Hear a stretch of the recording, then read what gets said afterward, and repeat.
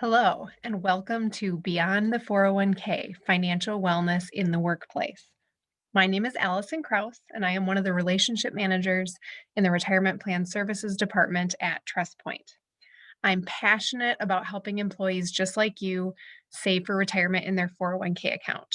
With that said, a few years ago, we started talking in our department about saving for retirement. What does that look like for the average person? And we realized that there are so many people whose finances are kind of a mess outside of work that they don't feel like they can even save for retirement. The 401k is kind of an afterthought just because they have so much else on their plate. So that's what I want to address today. I want to take a look at financial wellness, looking at it from a holistic overall perspective, not just from a 401k perspective, what that is and why it matters. Then we're going to look at a 5-step plan for getting you on track. If you don't feel like you're financially well as we define it, then we want to help you get there. We do want you to understand your 401k benefits. Understanding the benefit that you have at your organization is going to help you to be able to maximize that benefit. And then we're going to point you in the direction of some resources. So, places that you can go and know that the information that you're getting is good, trusted financial advice. So, without further ado, what is financial wellness? We all kind of understand what it means to be well from a health perspective. What does it mean to be financially well?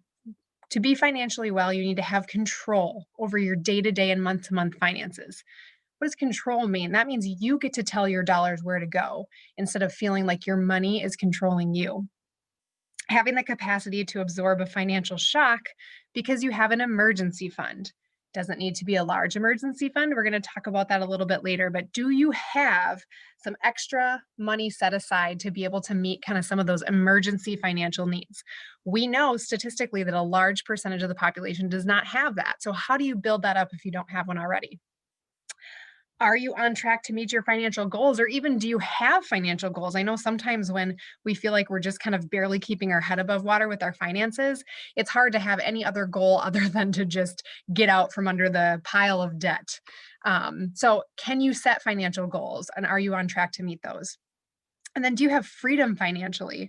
What things do you enjoy in life? Not all of the things that we enjoy involve spending money, but some of them do. And for those things, do you have the ability in your life to be able to spend money on the things that you enjoy without it kind of adding to that pile of debt or stress? So that is what financial wellness is, when you kind of have control over all of these areas of your finances. Why is this important? Well, we know, and I'm talking to you from a workplace setting.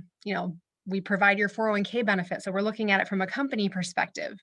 Financial stress has a remarkable negative effect on overall health. If you're not healthy, you're not working, or if you are working, you're not as engaged when you're not feeling well. So it's super important to not only be, healthy from a physical perspective, but to be healthy from a financial perspective because of the effect that that has on your physical health. So looking here, you can look at the orange bar and the green bar. People with low levels of financial stress, you're going to see them represented by the green bar. People with high levels of financial stress are represented by the orange bar. You can see across all of these kind of chronic complaints, things that, kind of people experience over time, or even something acute like a heart attack, they are experienced at much higher levels by people who have high levels of financial stress. Clearly, stress in general is just really negative for our physical health. And when it comes to our finances, that's a leading area of stress in people's lives. So, important to pay attention to, right? Then, beyond that, as I mentioned, if you're not feeling well, you're not going to perform your best at work. 1 in 3 workers report that personal finances have been a distraction at work. So this is beyond just not feeling well because of the stress of finances. This is, I'm so distracted by what's going on in my financial life outside of the office that I can't even focus on my job. And then, kind of going back to the last slide, workers with high financial stress are 2 times as likely to use sick time when not ill. 2 times as likely. That's kind of crazy to me. And of course, we say not ill, but all of those things that from the last slide, those are going to affect your physical health. So it may be that, you essentially need a mental health day because you're so stressed about your finances. So we see that this has a huge impact. And that's why your employer, they have an incentive to make sure that you understand the 401k benefit and that you understand how to take care of your finances, because we all know that, pretty much the biggest source of income that you have is from your job. So we want you to be able to be engaged at work. So, what's the 5-step plan for financial wellness? We know what financial wellness is and why it's important. How do you get there, especially if you feel like, you're not even close and you're never going to get there? What steps can you take? Well, the first thing you need to know is, what is your money personality? Now, I come and talk to a lot of groups in person. I tend to be a saver. That's just my personality. It's part of the reason that I went into a career in finance. My husband, on the other hand, is a little bit more of a spender, or if he does spend, maybe it's not on small things, but he values things that are more expensive. So he wants to spend more. And we all kind of have those personalities. Some of us are natural savers, some of us are natural spenders. And then we all have blind spots. So, there are areas that we don't even realize that can kind of get us in trouble with our finances, even for those of us who are savers. So, I have a great resource for you. It's called Sorted, and you will have access to all of these resources on our website. But Sorted is basically a short questionnaire, 25 questions. It's going to take you less than 5 minutes. It's going to give you an analysis of your money personality, some blind spots, like I mentioned, and then behavioral tips. So for some of us, it's not about knowing more, it's about knowing enough and then almost tricking ourselves into making better choices. And again, part of that is knowing what your blind spots are. So for those of you who hate these kind of quizzes, there's even a question in here that asks you if you enjoy finding out about your money personality or not. So it really does speak to kind of everyone. But looking over here on the left, here are some examples of the questions. Besides necessities like food, clothing, and shelter, do you spend most of your cash on going out with friends, looking good and having fun, or books, movies, and other specialist pursuits? So maybe someone who likes to, spend on experiences versus someone who likes to expend on hobbies. That all kind of point to different types of money personalities. So mine, and this is my actual result, I'm a practical domestic. So I tend to be responsible, realistic, accurate, careful, traditional, steady, etc. All of those basically adjectives up at the top. Now, that's good, right? You probably want someone who's managing your finances to have some of those qualities. But there are so many people that I meet with that are just like me or not like me at all. And a lot of them are still doing a really great job of saving for retirement. They just had to do a few key things, as they were kind of starting to work and looking at their personal finances to make a difference in the overall trajectory of their career and savings. So that's what I'm going to talk about today. Just because you are not a practical domestic, or, even if it says you're a lavish spender, there is still hope for you with regards to learning to save. So why does the money personality matter? People were polled, this is kind of an interesting study, and asked, which of the following would you rather have? An annual income of $50,000 while everyone around you earns $25,000, or an annual income of $100,000 while the people around you earn $200,000 a year? And another question, what do you think is a better predictor of financial well-being, actual income level or perceived level of security and control? This may or may not surprise you, but actually over half of respondents chose option A. They would rather make less money overall, knowing that everyone around them was actually making less, than they would prefer to make more money knowing that they were the lowest paid employee, as an example. So our personality influences our perception of the world. And again, if we perceive like we have more money than those people around us, then we are more likely to actually save. So that's why it's important to know your money personality. Then you need to assess where you're actually at from a financial perspective, because you might be a saver and just naturally inclined to save, but you may not have enough money in your accounts to be able to retire someday. Just because you're a saver doesn't mean you're saving the right amount or have enough knowledge to know exactly what you need to do next. And conversely, you might have tricked yourself, like I said before, even if you're not a natural saver, you might be forcing yourself to save, and you could actually be in really good shape even if your first inclination is to spend. So here's kind of a qualitative way to measure where you're actually at right now. This is a Prudential resource. Again, it'll be available on our website. Really short quiz. It's going to ask you some demographic questions, your age, gender, what state you live in, if you're married. From there, you're going to answer a series of kind of financial questions, really high level, and it's going to tell you if you are on your way to retirement, going places, time to focus, and some articles, tips, and tricks, things that you can do to help you get on track. So it kind of gives you, in a sense, a score. And then it's going to give you things you can do right now. So you'll see here, I might want to consider increasing the amount, the percentage that I'm contributing into my 401k. Now, in this particular example, this person was putting in 8%. That's a lot, especially for some of you, who might feel a little bit more stressed about your finances right now. Thinking about putting 8% of your salary away is going to seem like a lot, and it is. That's where your 401k plan, and sometimes if your company gives a contribution like a match or profit sharing, that can go a long way in helping you save. But what you really need to think about is making small changes over time. So don't let these numbers scare you. They're designed to encourage you to think about ways where you can make small changes to help you get back on track. Note that this does require you to create a free account to review your results. Then we want you to track your retirement progress. So on our website, we have a retirement savings calculator. It is a very simple calculation, and it can just kind of give you a high-level snapshot of if you are on track to meet your retirement needs. So it's a quick quiz. Recommend that you take that, kind of working in tandem with that last tool that I showed you, the Prudential website. This can give you a really good idea of where you're at currently. So then you know what your money personality is. You know what your where you're at from a financial wellness perspective. Now you need to establish those financial priorities. One of the key components of that financial wellness definition is being able to establish and meet those financial goals. You need to decide what those are for you. So you want to make sure that you identify the difference between needs and wants. It all seems like it should be common sense, but I know if you were to sit me and my husband down and talk about needs and wants, we would come up with a very different list and try and justify what things were needs for us and what things were wants. So just some general guidelines. Needs would be food, shelter, heat, medical care, insurance, etc. Wants, vacations, home theater, vacation home, things like that for a lot of us just seem like more like dreams than reality. But if you're struggling to kind of come up with, okay, is this something that I really need, or is it just something that I really, really want? It's great to just make a list of everything, needs and wants, and then rank them by importance, because your money is essentially going to run out at a certain spot on that list. And then you can kind of determine what things you absolutely need to cover first, and then where you have some flexibility. Saving for retirement is a need, so make sure you put that on your need list. You're going to need about 70 to 85% of what you were making prior to retiring once you get to retirement. And to get there, you have to save about 10 to 15% of what you were earning. Now, that is a really high number. It's kind of scary. And I'm fairly young. For those of us who are in our 30s right now, we're not sure what Social Security is going to look like when we get to retirement. So we want to make sure that we are saving as much as possible.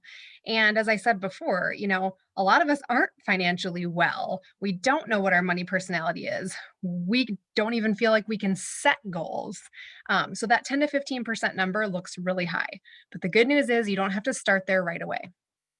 So I want you to think of your 401k account as kind of a delayed gratification sort of account.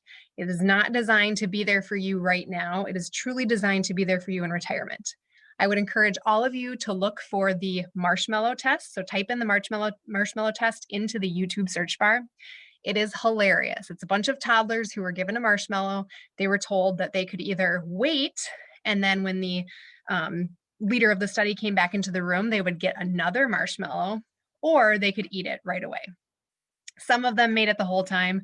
Some of them bit in right away. Kind of an interesting study in personality differences to go back to that money personality idea. But that's how it works with the 401k too. So I want you to think about this money as truly money you're going to use in the future, but think about delayed gratification. What little things can you do now, kind of make some sacrifices to make sure that in the future you are rewarded for what you have saved in the present?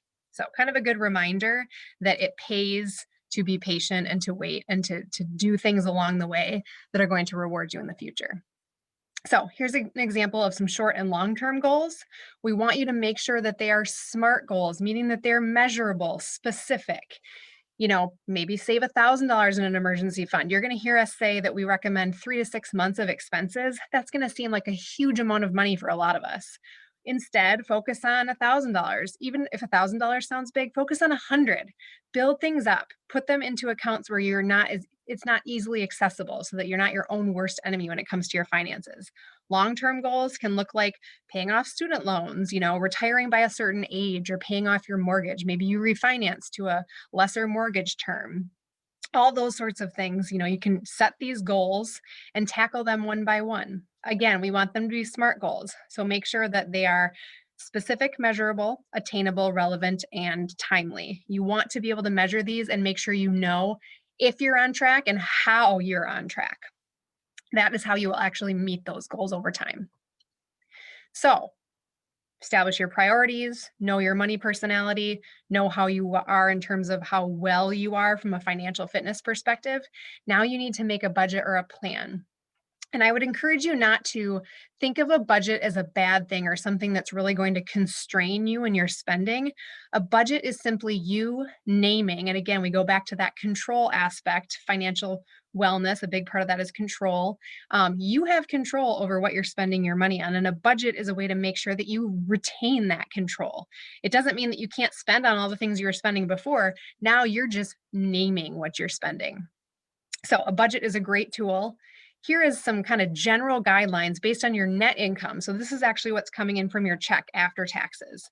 You don't want to be spending more than 35% of your paycheck on housing. If you go above that, you're going to feel a little pinched. You've probably heard the term house poor before. That would be a good example of that.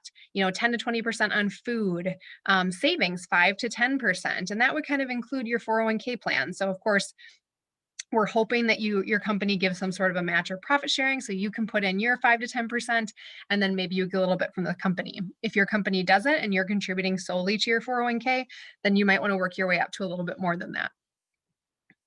We have in the Financial Resource Center on our website a budget and cash flow calculator. It is a fantastic tool. I know for me personally, when I create a budget, I like to budget. I like making spreadsheets, but I also tend to forget about specific categories of spending. And then I realize the next month, oops, I forgot to put the every 6 months car insurance payment in there. So this budget and cash flow calculator does a really great job at making sure that you kind of cover all your bases. I would encourage you to check it out. It's a great resource. Monthly spending plan, same thing. It can really help you kind of put together an overall summary and stay on track with your plan. Again, an emergency fund. I've mentioned this a couple times. 3 to 6 months of living expenses is what we recommend, but we know that that's going to seem like a tremendous amount of money for some of you, and that's okay. You're not going to get to 3 to 6 months expenses right away. You're going to get there by making some of these small adjustments, figuring out some of the earlier steps that we talked about, and maybe saving $100 and then $500 and then $1,000, and then over time, before you know it, you suddenly have 3 to 6 months of expenses set aside. It's going to take time, but it is worth it for that financial peace of mind. All of those chronic health conditions, all of that stress that's keeping you from being an extra productive employee, that's all going to be reduced if you start kind of working on this emergency fund. It might be one of the most important things that you work on. And then step 5, I've said this all along, but it is about baby steps. So you might have seen the movie What About Bob with Bill Murray. It's, I think, from the 80s or 90s. And he talks about baby steps. And he literally takes these little shuffles as he walks through life, kind of trying to sort things out for himself. But it's true of 401k plan saving for an emergency fund, learning about personal finances. You're not going to become an expert overnight. So all you need to know is when it comes to financial wellness, direction is far more important than speed. This is a marathon, not a sprint. So some ideas for baby steps you can take: work your way up to $1,000 in an emergency fund. Increase your 401k deferral by 1%. Maybe you get a raise or you pay off a car payment or a student loan. Great time to increase by 1%. Increase once a year, you'll be well on your way to that 10 to 15% savings rate. Read one personal finance article each month. Maybe there is literally nothing that you can do because your income is just barely meeting your expenses right now. You can get motivated to find other things to do. What do they call it? A side hustle. That's kind of a common phrase I've heard lately. Find ways to set a little bit of money aside or do something creative that might help you overall. And there's a lot of really great personal finance resources that can kind of point you in that direction. 1% difference, I mentioned that you do not need to do all of this at one time. So you don't need to go, if you're not putting anything into a 401k plan, you don't need to suddenly start putting 10%. In this example, we have Mary and Jerry. They both start working for the same company at age 35. Their company matches 50 cents on the dollar and they earn an average of 6% per year on their investments. So Jerry starts out at age 35 contributing 2% of his pay. He never changes that. So until he retires, he just contributes 2% of his salary. Mary does the same thing. So she starts out at 2%, but then every year, maybe if she gets a raise or she pays off, some debt, she increases by just 1% each year. And then once she gets to 10%, she said, okay, 10% of my salary into the 401k is definitely enough. So I'm going to stop there. But for the next 22 years, she's then putting in 10%. You can see after 10 years, Jerry has 13,800 to Mary's 42,700. So already a big difference after just 10 years. After 30 years, Jerry has only about 100,000 where Mary is getting close to $500,000 just because she made those small tweaks over time. So again, don't be discouraged if you can't just, increase your contribution by a large percentage right away. Just think about small changes that you can afford to make right now, and it's going to make a big difference over time, especially for those of you who are younger or just starting out in your careers. So how is it going to affect your paycheck? When you think about what percent you're putting in now and what that might look like if you increase, another resource that we have on our website is the paycheck calculator. You can put in your annual salary and how often you're paid. It's going to let you put in information on your deductions, and then it's going to basically tell you how much your check is going to be affected based on what you're putting as a percentage into the 401k. So that is another great resource for you. Benefits, understanding your 401k. This is kind of the final piece of the puzzle here. Do you know when you're eligible to start putting your own money into the plan? All 401ks are a little bit different. You might have worked at a different company prior to coming to your current company, and maybe it was completely different setup. Do you know when you're eligible, and are you taking advantage of it right away when you do become eligible? Does your plan allow for Roth 401k options? That's going to give you a tax savings at retirement. Is that something that your plan allows? Most 401k plans do have Roth options. So especially if you're young, and you're not doing Roth, that might be something to look into. Employer contributions. Does your employer give a contribution? Are you eligible to get your contribution right away? As soon as you're eligible to put money into the plan, does it go in after the end of the year? Or do you have to wait a little bit longer than to put in your own money? What type is it? Is it a match? Is it a profit sharing? When are contributions deposited? Are you getting it on a per payroll basis? Or is it coming in at the end of the year? Because it can be set up either way. Vesting, that's just a fancy word for ownership that we use in the industry. So everything that you put into the plan and what that grows to over time from being invested, that is always going to be 100% vested, so 100% yours. What the company puts in, sometimes it's also 100% vested and 100% yours. Sometimes they kind of attach an ownership structure to what they put into your account. So you may have to work at the company from between 2 and 6 years before you 100% own the amount in your account. What that looks like, you'll see on your quarterly statement a total balance line item and a vested balance line item. If those are both the same, then you are 100% vested. If those are different, then that vested account balance is what you're actually entitled to in terms of an amount if you were to leave employment and take that money with you. And then distributions. Do you have access to your money while you're still working? If you're under 59 and a half, there are very few reasons basically that you can get access to your 401k dollars unless you leave employment. At retirement, if you have more than $5,000 in your account by law, you can keep it in the 401k indefinitely. And it's often one of the lowest cost options to keep it in the 401k, especially at Trust Point. So know that you don't have to move it right away when you retire, if at all. Another question we get frequently, can I close my account? This is usually coming from people who are under 59 and a half and still working. In general, the answer is no. For the most part, you have to have very specific criteria or circumstances happening in your life to be able to get money out of your account prior to leaving employment. So something to note, again, in terms of delayed gratification, I sometimes think that the best place you could keep your money is in the 401k, just because it's locked in. And sometimes I think we're our own worst enemies when it comes to our finances. So in a way, it's a really safe place, safe from creditors and safe from yourself. A good place to save money in general.